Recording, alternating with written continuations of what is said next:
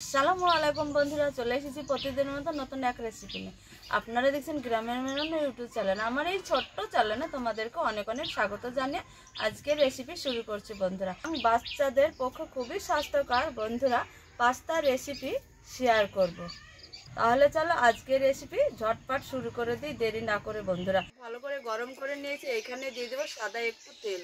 প্রথমে দিয়ে দেবো পেঁয়াজ, লঙ্কা, কেটে রাখা টমেটো, ক্যাপসিকাম একটু হালকা করে ভেজে নেব। ক্যাপসিকাম আর টমেটো একটু হালকা করে ভেজে নিয়েছি। এইখানে দিয়ে দেবো বাঁধাকপি,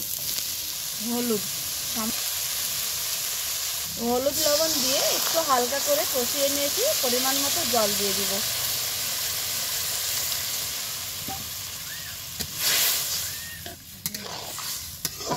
আমি গরম জলে ভিজিয়ে রেখেছিলাম, দিয়ে ঠান্ডা জলে ধুয়ে নিয়েছি পাস্তা। এই পাস্তা সেদ্ধ সবজিতে দিয়ে দিব